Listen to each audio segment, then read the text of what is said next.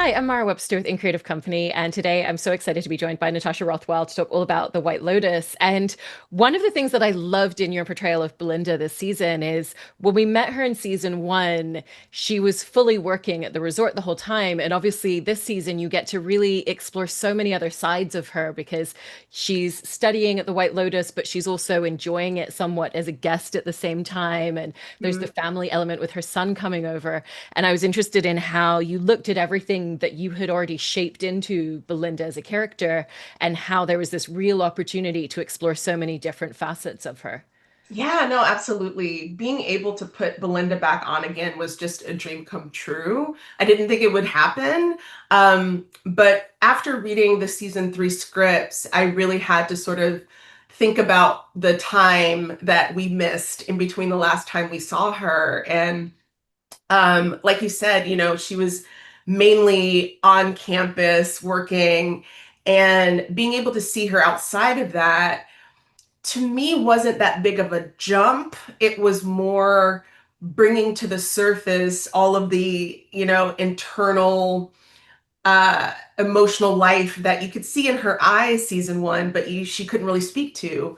And I think in the time that we last saw her too, she was grieving, the loss of a dream, and also coming to terms with the fact that she was culpable for that. She sort of outsourced her happiness to Tanya. And so I think season three is really a reclamation of that power and her deciding to take her future in her own hands and to, um, go out of country, leave the US and to explore something to make her life better. And so the connective tissue of season one and three, to me, again, it was just bringing the internal, external, and also showing the growth of her being more self-possessed in season I three. I love that description that you just used of reclamation and kind of like finding that sense of autonomy in her life again. Because Yeah. she's also at a place where she's a single mom who's raised her son and now he's off at business school.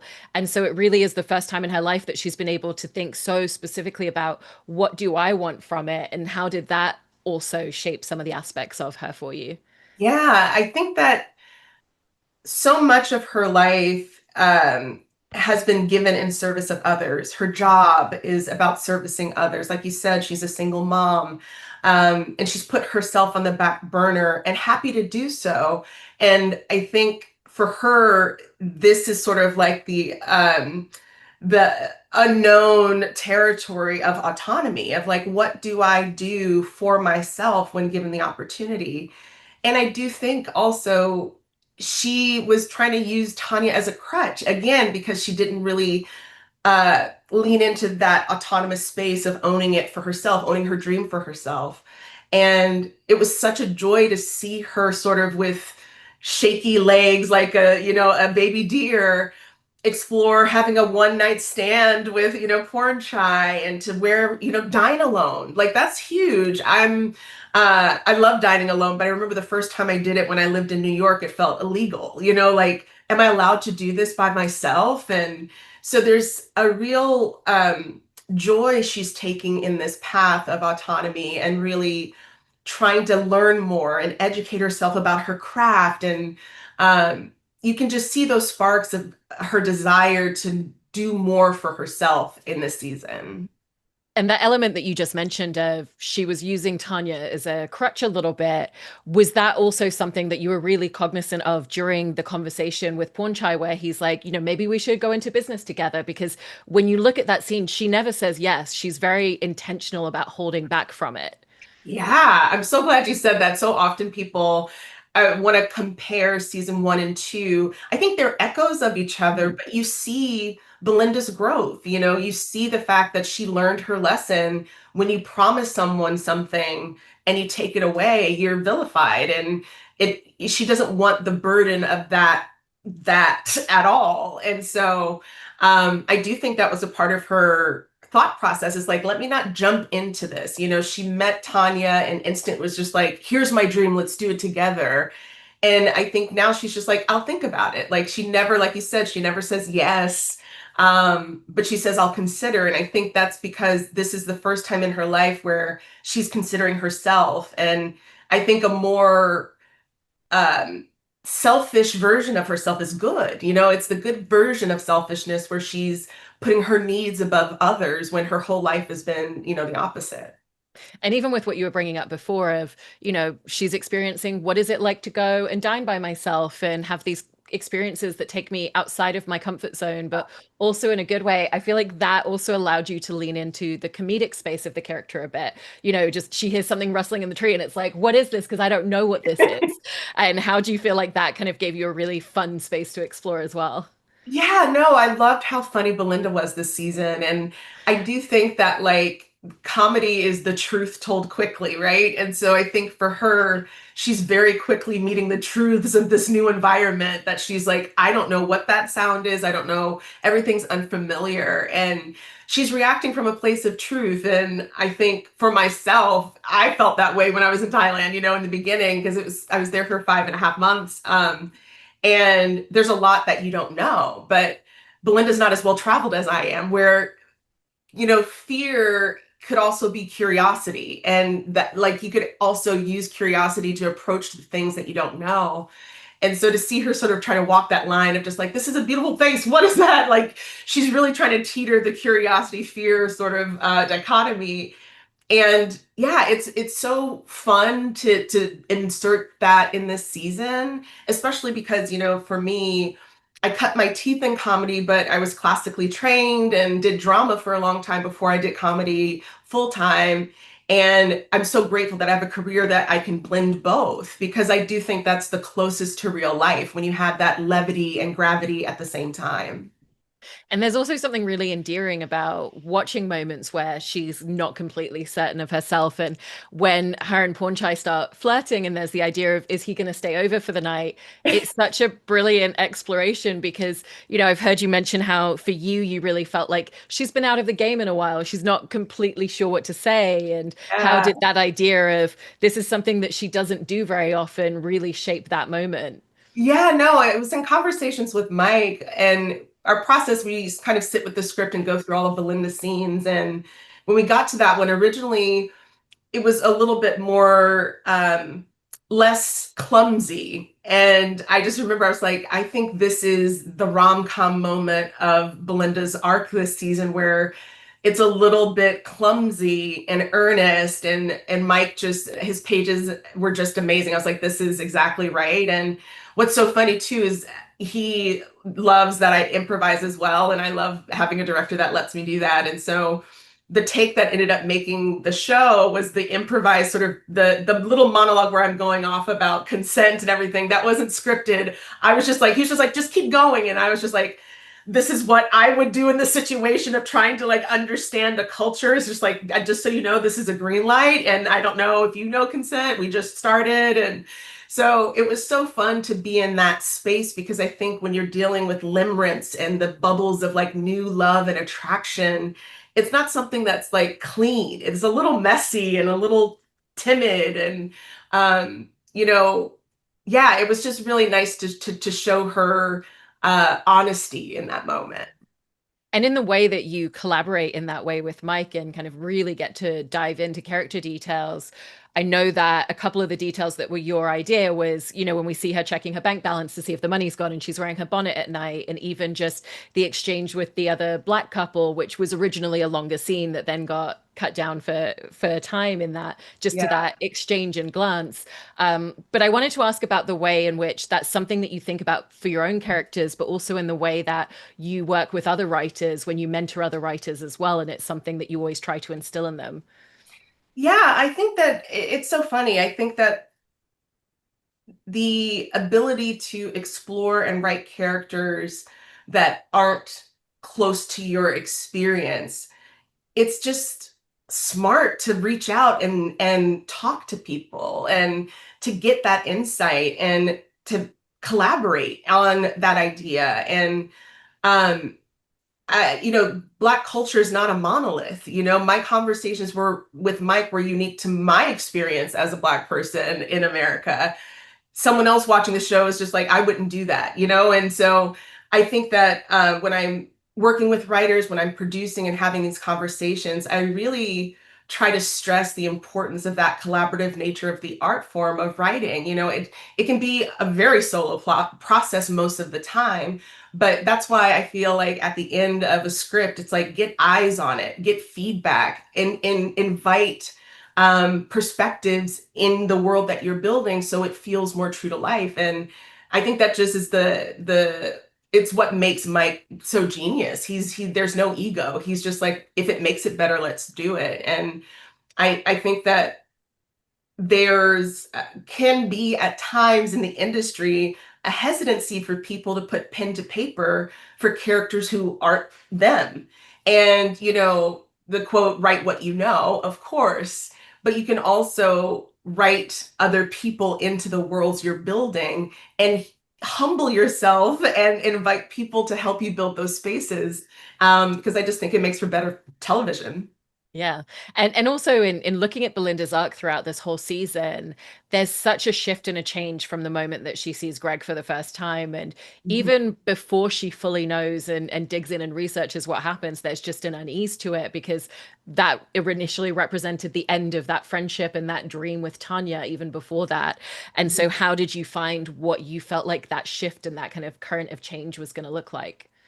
Yeah, I think when she approaches Greg and Gary for the first time, and there's this, yeah, it's a trigger. She's reminded of what she went through. And I think that she's curious about where Tanya has ended up. There's this kind of like, I think that her going over to the table is less about him, but almost like, how is she? Like, it's almost like that ex where you're just like, are they happy? I hope not. I think there's this kind of like ulterior motive of her sort of being curious about that part of her life when she goes over to him, for sure. And then once she researches online and starts to piece together what she thinks happened, feels like the conversation where he's like, "You should come over and we should talk sometime," is just the beginning of a myriad of conversations between them where everything is between the lines because he still maintains his innocence right up to the end. She Yeah. knows that's not true.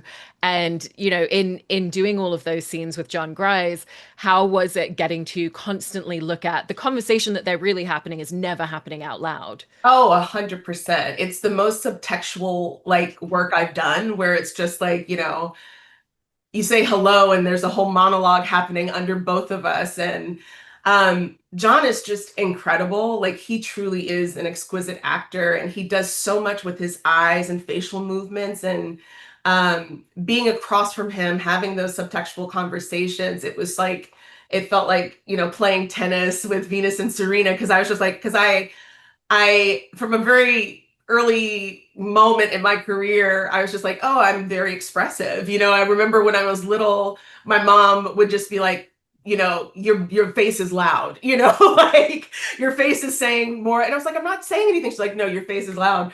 But I shared that with him. So the ability to sort of like move with, very intentional eye movements and just sort of listening and really being in the moment, it was just a really joy to see her tension with that. And I'm reminded of the scene where, John is laying out his offer and I'm sitting there on the couch with the purse in my hand and I'm terrified. And another interviewer asked me, was just like, did Mike tell you to sit like that? I was like, no. I was like, I was literally, that's naturally what I would do. It's like you hold your purse closed because you don't know if you need to run. And just listening to him sort of, and he's searching with every line of just like trying to read my face. And he just made me really, I remember after the first take, I was like, you're terrifying. I was like, you really, I need John back because Greg is scaring me right now. But yeah, it was really great to play those moments. The body language in that scene and the motion of just like clutching the purse was one of my favorite details. And then, especially when you look at that in opposition to the negotiation scene at the end, and the fact that she's intentionally not feeling open with her body language, but forcing it. And so, was that Hmm. something that you kind of went in with an idea of as well? Yeah, I just knew that in the scene with Greg at the negotiation with Zion next to me, she could not lean into her fear because her son's there. And it's that mama bear protective sort of like I have to open up. And like you said, it's a deliberate choice to put her arms down and sort of lean in and to take a drink because she doesn't want her son to worry about her, and she's more worried about him than he could ever be for her in this moment. And so it was really nice to sort of show the kabuki theater of that moment where we're trying to pretend to have this sort of above board conversation about something very seedy and dark. And, in that scene is also one of my favorites with John, because I remember in one of the earlier takes, he sort of like flinched at something Zion says that let me know in the moment he's losing his muster. Like we have the power. And I was so grateful for that flinch because, I'm quiet for so long in that scene and I'm just actively listening, waiting to hear what he's saying to my son and what he's trying to offer. And when I see that, it's kind of, if you go back and watch, I kind of like sit up a bit and it's so subtle, but I was like, oh, that's the moment that Belinda's like, oh, we've got him. Like, he's playing checkers, let's play chess. Yeah. Yeah. And there's also obviously the huge change in just the fact that she no longer feels safe at the resort once this all comes to the surface. And Yeah. there's the entire conversation with the hotel manager who invalidates her entire experience. And it's, we shouldn't gossip about guests in this way. And did that really elevate just that feeling of the lack of safety for you? Because I'm telling someone that I thought would potentially help make me feel safe, protect me, and validate me. And I don't have that in this moment. Yeah, I think she felt a complete betrayal from Christian, or Christian plays the hotel manager, Fabian. She just felt a complete betrayal, and she's just like, I don't know what words I need to use to make you believe me. Um, and I do think that for her to even go to the front desk to bring this up, she understands the decorum of a White Lotus. She knows as an employee for years that, I don't want to ruffle anyone's feathers. This is not about, keeping people's lives secret. It's about keeping people safe. And so I think in that moment, she realizes how alone she is. And I think that's why when her son comes along, she's just like folding him into it because she needs that support. She needs to be believed.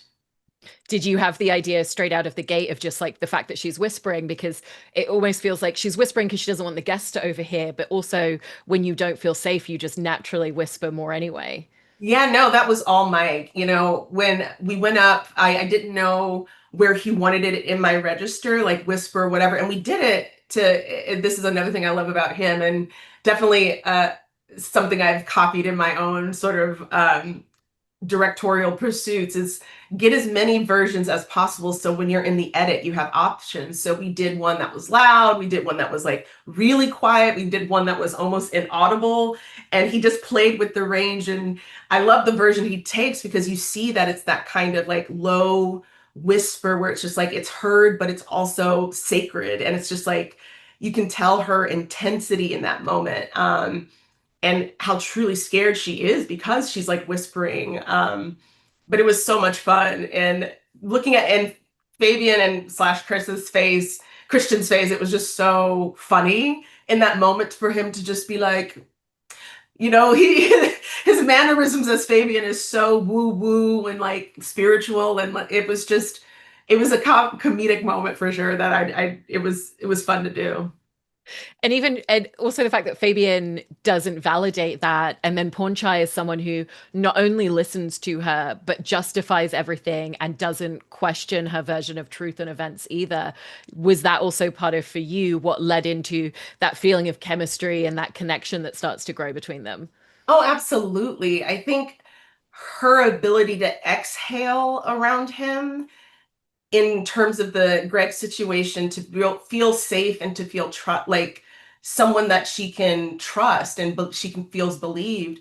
But I also think that like there's a natural chemistry that happens when you are around someone who understands your passion in life and wants to support you in it. And he knows what she does. They're in the same business. And it's one of those things you can get excited and nerd out about the thing you love. And I think to be across from someone that also has a kind heart like she does, and you know to get a massage from him, like how often in her life is she receiving you know the gift of massage and pleasure. And so I think it's a combination of it all. He's trusted and to be believed, and she's believing, or he believes her. But also, he's just someone in her life that really sees her. And I don't know how often she feels seen. Yeah. There's also so many lovely elements in seeing aspects of her mirrored and reflected in Zion as her son, because even just the moment where he says, I love you to her, and it's like, okay, he's able to emotionally communicate very readily and very availably. Uh, Uh, as who he is, and that's something that clearly has been instilled in him by her. And what was that experience in getting to look at who she's shaped Zion to be as a person in the world as a reflection of herself? yeah, I mean, she was a young mom, and I just remember talking to Mike when he was going, through casting, and we talked about Zion, and that relationship is, her heart is outside of her body in the form of Zion. And um I think because she was such a young mother, she also has raised a friend. And so you get to see them navigate that transition, or that blurred line of, it being maternal and also fraternal. It's like, how do you walk the line? And I was reminded of, like, drinking in front of my parents for the first time. And I'm like legal and of age. And I was like, I'll get a Shirley Temple. Like, I didn't know if I could. And it's one of those things where it's just like, oh, he's negotiating how much of himself he can show her. And him walking in on her, it's just like, well, now he knows I'm a sexual being and I have to acknowledge that. And so it's a really beautiful relationship to see her um open up to her son in ways that she didn't know she would. And I think conversely, to see her show up for him, and to support his relaxation. She knows how hard he's working in business school, and to even bring him into the sanctuary of her retreat in Thailand just shows how much they are, bonded. But to see that growth over the course of the season, it's really cool. And even with what you just said about, she really wants to give him that space of taking care of him, but in that balance of parental and friendship relationship that they're navigating, there's also the part of him that wants to be able to do something for her. And, you know, Yeah, I feel like that bled so much into the beginning of the negotiation with Greg, where he's like, let me handle it. And it's not because he's trying to be macho and take over, it's because he yeah. really wants to do something for her. And so, did you feel like there was almost a sense of pride in kind of sitting there and watching him in that moment in that exchange? Yeah, there's this moment. I think it made the final episode when he starts, and she just looks over at him and she's just watching him work. It's one of those things where, she's not with him in business school when he's learning, how to negotiate and do all these things. And she's like sort of marveling at, what she's built in him.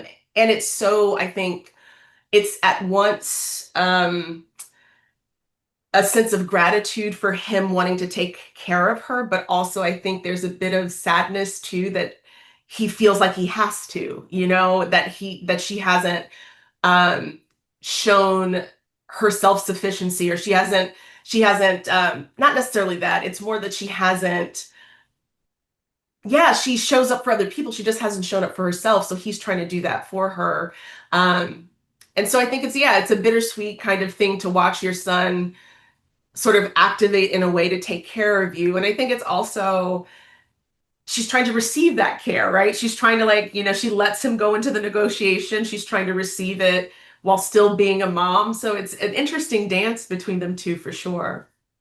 It is, and I love the fact that there is that change and her kind of taking over and being like, you've done a great job, but this is how we're going to do it now. And I know that that was something that you and Mike talked about and that you really advocated for. Did you talk with him about what that was going to look like, or was it more just the idea of, I feel like she needs to take the power at a certain point in this conversation? Yeah, the latter rather than the former. I'm never prescriptive with him. I mean, he's the genius with the pen. And as a writer myself, it was coming more from just like looking at her arc. She um was never culpable. I wanted her to be culpable for whatever happens with this money. I wanted her also to show agency, which is also something that we really didn't get to see in season one. And so I wanted her to be a little messy. And so I was just telling Mike, originally it was just Zion goes into the negotiation and reports back to her. And I was just like, I like, how can she get her hands dirty in this and also advocate? And when the scene came back, I was just like, I called him. I was like, this is incredible because just to show her, make the decision in the moment on the couch, her storming out and grabbing her son and schooling him on the art of the hustle. It's almost like there's several takes when Zion looks at Belinda and it's just like, whoa, like, who's this? And it's like she's an onion, she contains multitudes. And so to see that version of herself come out where she's like, we have the upper hand. He wants us to be scared of him, but he's scared of us. Like, it's just great to see that yeah, that action on her part is an active scene for her. And even going back to what you were talking about before with, intermixing comedy into spaces, making it feel much more naturalistic. And, that moment has so many little quiet comedic beats to it. And even just the moment where she thinks Zion's going to ask for 1 million and he asks for 5 million, and just the way you kind of overtly choke on the whiskey at that point. And so were you thinking very specifically about what some of the ideas were and how to bring comedy into a scene like that, that obviously has so much tension building at the same time? Yeah, I was just I wanted to show how in that moment, she didn't know he was going to ask for that much. She thinks he's going to ask for 1 million and call it a day. And so to show the audience that Belinda is hearing what he's saying for the first time as well, it sort of heightens the stakes for her in that moment. And I remember in the first take, I didn't tell anyone I was going to do it. And to be frank, I didn't pre-plan it. It was just kind of like, I was like, what would happen? I was like, she's trying to drink and she choked. And I did, and Mike ruins the tape. I think you've heard from many of the actors, he loves laughing and ruining takes. He started cracking up. And so I was like, okay, like this is reading as what I wanted, which is like a grounded, honest response that's just funny because it's funny. It's just like that physical humor. And just to show her trying to like regain control. And it was just so fun. And I think the scene needed that kind of like moment of levity as well. I love that idea of like, I've nailed it, but we have to go again because there was laughter. Yeah. And we shot it a bunch of different times, and each time I did the choking bit at varying degrees because when Mike gets excited, he's like, "Oh, do it this way, do it this way." And so it was really fun to give her that sort of physical moment. There's also an amalgamation of different things that it feels like goes into the decision for her to say yes to even entering this discourse and the idea of taking the money, because at the beginning Zion's such a proponent for it and she's in complete refusal. And obviously there's the idea of you can start your business the way that you've always wanted to, but Mhm. there's also the element of it's actually safer to accept the money because she knows that the hotel manager is not on her side, and potentially if she turns this down, she doesn't know what he's going to do with his money and his resources to come after her and stop her even leaving the country. And for you, what was a lot of that in terms of figuring out just the internal dialogue that she's having with herself throughout that decision? Yeah, I don't think she would have taken the money if Zion wasn't there. Zion is reflecting back to her, Mom, you need this. Like you did, like this could change your life. And he's doing everything he can in terms of going to school for business and trying to make money so he can take care of them. But he's like, this is what you need. Like, take away the nefarious nature of the money. This could change your life. And so I think because of Zion's prodding, she's forced to consider what this money could do for her. And, having a degree in theater and graduating during a recession in New York, I was probably the most broke I've ever been in my life. And I remember, picking up subway cards at the train station, hoping one of them had enough money to get me home, and thinking, I think about money all of the time. What would I think about if I weren't constantly worried about paying my bills and paying my rent? And I never thought I'd live to see the day where I didn't have those concerns. And so I think for her to even audition the idea of like, if money were no option, what would I do? Who would I be? And I think that is a terrifying idea for someone who's limited by their resources. And so to see her audition the idea of financial freedom, I think for her that is intoxicating, not because of the amount of money. I think, it's literally it's like how much money would give me a reprieve from worrying about living paycheck to paycheck. And so I think Zion forced her to consider a life that she deserves. Yeah. And it's a really beautiful to see him sort of nudge her in that direction. And it also causes her to, she's so moral and principled, so she has to sort of negotiate, that. And even once she has the money in her bank account, she's, like you said, she's incredibly moral and she's smart enough to understand what she has said yes to, even if she maybe doesn't fully know the Yeah. implications. And I feel like those last few scenes, there's such an undercurrent in your performance, and even just that final moment leaving on the boat with Zion and just waving and it's smiles, but then the camera gets close and we just see a sadness at the same time as well. And what were a lot of the things that you kind of found Belinda feeling as you were figuring out those scenes? Yeah, I mean, it was very emotional. I think, when she sees the money and there's, the scream of excitement. And then when you see Zion come in, she's seated and she's very contemplative because she's processing the consequence of what this is. She has to leave. She has to leave Pornchai. She has to leave the island. She has to figure out how she's going to get away from, the fingerprints of this money and protect her family. And that moment on the boat as well, we did so many takes and, there's one where I was just sobbing because it was just, she can't believe that she's turned the page and it has a blank page to write something that she wants, and her hand's not going to be forced by circumstance. And so it's just like an overwhelming sense of awe at opportunity. And she's with her son, and they're riding off into the sunset. It couldn't be more romantic, a life with her son and where she's financially free. um, and the one that ended up in the cut, I was really excited by because it is so internal. She's looking at Porn Chai. She knows that that's someone that she's hurt, and she kisses her son's hand and just holds it and rubs it because she's just like, this is my life now. This is my family. This is the most important thing. And um, yeah, it's a beautiful kind of catharsis after we see how desperate she was left season one, to see this sort of triumphant exit. I think it was just a beautiful love letter to people who worked really, really hard and deserve a break. It is, and I loved all those details that went into it. And I'm so glad that we got to see your character come back. It's a beautiful performance. So thank you so much for sharing all of this. No, of course.